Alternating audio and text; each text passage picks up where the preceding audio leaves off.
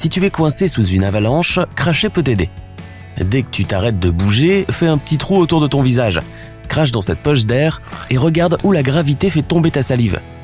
Puis commence à te frayer un chemin vers le haut en creusant dans la direction opposée. Si tu remarques que l'océan se retire rapidement et de manière inattendue d'une plage, exposant le fond, il faut avertir tout le monde autour de toi et fuir aussi vite que possible. Car lorsque la ligne de côte est anormalement éloignée du rivage, c'est le signe d'un tsunami imminent. Un pneu crevé et l'absence de pompe sont deux problèmes qui se conjuguent mal lorsque tu es loin de chez toi. Pour réparer ton vélo, prends une poignée d'herbe ou de feuilles et remplis-en le pneu du mieux que tu peux. Cela devrait être au moins suffisant pour rejoindre un endroit sûr. Connais-tu d'autres astuces pour réparer un pneu crevé sans pompe à air ? Partage ton expérience dans les commentaires ci-dessous. Si tu es attaqué par un élan, ces créatures sont énormes. Essaie de te cacher derrière un arbre. Ces animaux ont un angle mort dans leur vision périphérique, si bien qu'ils te perdront de vue et tu pourras t'échapper plus facilement. Si tu es poursuivi par un ours noir, souviens-toi qu'il ne faut pas lui tourner le dos ni essayer de t'enfuir. L'un ou l'autre de ces comportements peut le rendre hostile. Ta meilleure option est de t'allonger à plat ventre afin de protéger tes organes, de croiser les mains derrière la nuque pour protéger tes artères et de convaincre ainsi l'ours que tu ne représentes aucune menace. Ne grimpe pas non plus à un arbre, il le fait mieux que toi. Et si tu croises Yogi l'ours, essaie de ne pas trop ressembler à un panier de pique-nique, il te ramassera à coup sûr. En cas d'amérissage d'urgence, ne gonfle pas ton gilet de sauvetage avant de sortir de l'avion. Tu ne pourrais pas te déplacer sans aide car tu flotterais jusqu'au plafond de la cabine. La chose la plus sûre à faire est de prendre une grande inspiration et de sortir de l'avion à la nage en emportant ton gilet de sauvetage dégonflé. Ce n'est qu'une fois sorti de l'avion que tu pourras enfin tirer sur le cordon de gonflage. Si tu es dans une maison par grand froid et que pour une raison ou pour une autre, il n'y a pas de chauffage ni d'électricité, trouve quelques grandes briques, une grande casserole en céramique et quelques bougies. Allume les bougies et mets les briques autour. Ensuite, recouvre les bougies avec la casserole en la plaçant à l'envers sur les briques. Tu as maintenant un radiateur de fortune qui peut chauffer toute une pièce. Si tu vois qu'une large foule commence à se former, essaie de trouver des voies d'évacuation possibles et des endroits autour de toi où t'abriter. Et pense à plusieurs directions de mouvement. N'essaie pas d'aller à l'encontre du mouvement de foule. Au contraire, laisse-toi emporter, mais essaie de te mettre le plus proche du côté que possible. Ainsi, tu atteindras le bord de la foule et réussiras éventuellement à t'échapper. Garde les mains en l'air à tout prix. Elles te permettront d'avoir assez d'espace pour pouvoir respirer. Regarde ta voiture en stationnant avant de conduire. Si tu vois du givre sur les vitres arrière, c'est un indice important. Anticipe donc et roule en conséquence. Par exemple, ta distance de freinage devrait être environ 10 fois plus longue que d'habitude.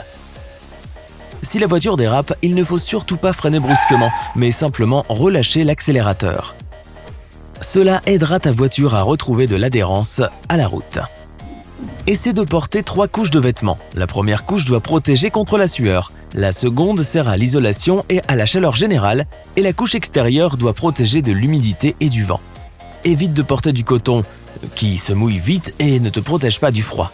Si tu es de retour à la maison après une période prolongée dans le froid, ne te précipite pas pour prendre un bain chaud. Il vaut mieux commencer par changer de vêtements et manger des aliments chauds. Si tu es perdu dans la nature et que tu as besoin d'aller pêcher, tu peux utiliser une languette de boîte de conserve. Donne-lui la forme d'un hameçon, coupe-la en biais et retire le métal pour qu'elle ressemble à un véritable hameçon. L'essentiel est de créer une pointe acérée. Une boîte de conserve peut aussi devenir une cuisinière de fortune. Prends une boîte de conserve et découpe un trou sur le côté. Mets du bois d'allumage à l'intérieur et allume-le. Tu peux faire frire un œuf par-dessus. Le fil dentaire peut être très pratique pour survivre dans la nature. Premièrement, tu peux l'utiliser comme fil de pêche avec un hameçon de boîte de conserve. Il peut également servir de corde à linge tendue entre 2 arbres. Il est fin, mais un seul bout peut supporter jusqu'à 2,2 kg. Il est possible de fabriquer une lance en liant un long bâton et un couteau avec du fil dentaire. C'est aussi assez inflammable, alors si tu ne disposes pas de bois d'allumage pour mettre le feu à de plus gros morceaux de bois, essaie de le brûler. Le fil dentaire peut aussi être un excellent lacet de fortune. Une simple bouteille en plastique peut faire une corde très solide si tu as un bon couteau. Tout d'abord, il faut trouver une petite souche. Elle doit avoir un diamètre à peu près identique à celui de ta bouteille. Fais une fente au centre de la souche, puis découpe-y une entaille suffisamment large pour que la lame de ton couteau puisse s'y insérer. Enlève le goulot de la bouteille et réalise une petite incision sur son bord. Sa largeur dépendra de la largeur de la corde que tu veux faire. Place le bord de la bouteille dans la fente centrale et mets le couteau dans l'encoche de la souche avec la lame vers la fente. commence à faire glisser lentement la bouteille par la fente. Tu verras la bouteille tourner. En tournant, la lame découpera la corde. Tu peux l'utiliser pour construire une hutte car elle peut très bien fixer des rondins. Un humain peut passer plusieurs jours sans nourriture, mais il lui est impossible de survivre sans eau. Dans la nature, l'eau peut parfois être délicieuse, mais si tu sens qu'elle n'est pas potable, tu peux avoir besoin d'un filtre à haute fortune. Commence par faire un feu. Bouillir l'eau peut ne pas suffire, alors dès que les cendres du feu sont froides, il faut les broyer pour obtenir une consistance poudreuse. N'utilise pas de charbon de bois que tu aurais trouvé par hasard dans la forêt, on ne sait jamais ce qu'il y a dedans. Il te faut ensuite une bouteille en plastique. Découpe le fond et fais un trou dans le bouchon. Retourne-la, ajoute un peu de charbon de bois, 7 ou 8 cm suffisent, et verse l'eau dessus. L'eau qui coule est prête à être consommée. Pour récupérer l'excès de charbon, enveloppe le bouchon avec un morceau de tissu propre pour une filtration supplémentaire. Bon, tu commences un peu à avoir faim et tu dois probablement allumer un feu. Zut, tu n'as pas d'allumette ni de briquet. Vide tes poches pour voir si tu peux faire un allume-feu de fortune. Si tu as une pile, probablement celle de ta lampe de poche, et un emballage de chewing-gum, ça ira. Tu dois couper une fine bande de l'emballage en aluminium, mais elle doit être assez longue pour relier les deux extrémités de la batterie. Le milieu de la bande doit être plus fin que les extrémités. Rapproche-toi de la pile d'herbes sèches, de petites bûches ou même de papier, tout ce que tu vas utiliser pour allumer ton feu. La bande d'aluminium s'enflammera en quelques secondes, mettant le feu au bois d'allumage. Les moustiques sont vraiment très pénibles et il y en a beaucoup dans les bois. Tu peux fabriquer ton propre répulsif artisanal pour éloigner ces nuisibles. Tout ce dont tu as besoin, c'est d'une orange, d'un citron ou de tout autre agrume rempli d'huiles essentielles.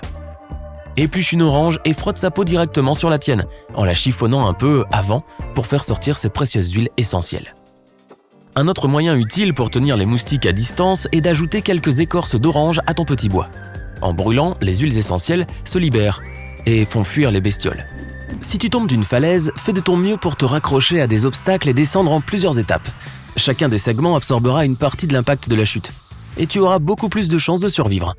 Essaie de t'accrocher à un objet solide comme un buisson ou un rocher, en allant vers le bas pour ralentir ton mouvement.